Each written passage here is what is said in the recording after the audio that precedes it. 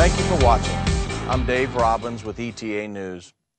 Are you aware that the final 7 years to the second coming of Jesus Christ and the Battle of Armageddon could start in April 2014?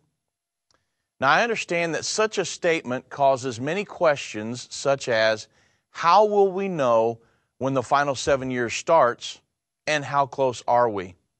Well, today I want to answer both of these questions.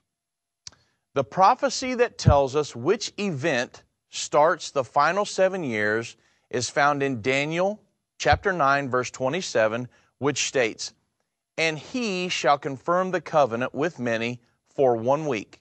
And in the midst of the week he shall cause the sacrifice and the oblation to cease, and for the overspreading of abominations he shall make it desolate, even until the consummation, and that determined shall be poured upon the desolate." For the sake of time, I am simply going to give you the interpretation of the verse. A peace agreement is going to be signed in the very near future between the Israelis and the Palestinians that will recognize Israel's right to exist in the Holy Land and will allow Israel to build its third Jewish temple. The signing of the peace agreement is the event that will start the final 7 years to the second coming of Jesus Christ and the Battle of Armageddon.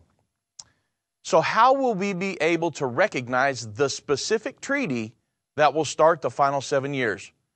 We're going to look for two things. First, it will result in a two-state solution that will place the Jews living in Judea and Samaria, which is the current-day West Bank, under the rule of the Palestinians. Secondly, it will place the Temple Mount under an internationally supervised sharing arrangement that will allow Israel to build its third temple. Now, one might ask, why is this important right now? Well, if you follow the news at all, you know that Secretary of State John Kerry is trying to move heaven and earth to get the Israelis and the Palestinians to sign this very agreement by April of this year. In just a few days from now, Mr. Kerry is supposed to present a framework agreement to Israeli Prime Minister Benjamin Netanyahu and Palestinian President Mahmoud Abbas. So what does the framework deal include?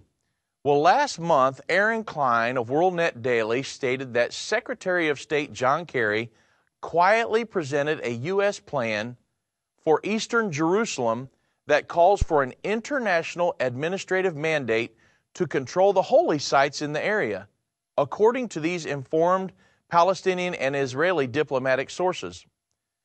Also, in December, Debka File provided us with several guidelines for John Kerry's framework deal.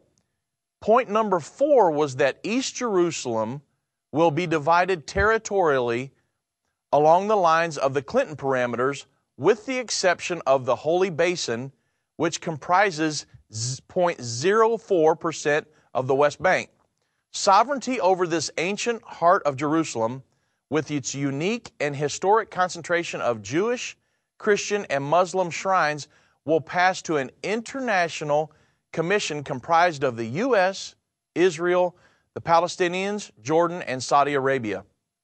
So it appears that John Kerry will propose the sharing of the Temple Mount. Of course, that's also mentioned in Revelation 11, verse 1 and 2. Furthermore, Israeli Prime Minister Netanyahu in Davos, Switzerland, stated during a briefing for Israeli journalists on the 9-month negotiating cycle, which ends in April, "I have no intention of evacuating any settlement or uprooting any Israelis." What he's really saying is he thinks Jews should be allowed to live in a future Palestinian state, the officials were saying. From everything that we are reading, it appears that John Kerry's framework deal will cover both issues that are required for this peace agreement that starts the final 7 years. Could things change between now and April? Well, of course they could. But there is one thing we can know for sure. According to the Bible, there will be a peace agreement signed between the Israelis and Palestinians in the very near future. That peace agreement will produce a two-state solution and place the Jews living in the West Bank under Palestinian rule and place the Temple Mount under an internationally supervised sharing arrangement, allowing Israel to build its third temple. Will this happen in April? Well, at this point, we're not sure. But now you can recognize this specific treaty, and when you see this happen, then you will know we have started the final 7 years to the second coming of Jesus Christ. Now, End Time Ministries is following this very closely because it will be one of the most important prophetic fulfillments in the last 2,000 years. So for daily updates and current news articles pertaining to prophetic events, including this peace treaty happening today, please stay up to date with us by visiting www.endtime.com. Thank you for watching. I'm Dave Robbins with ETA News.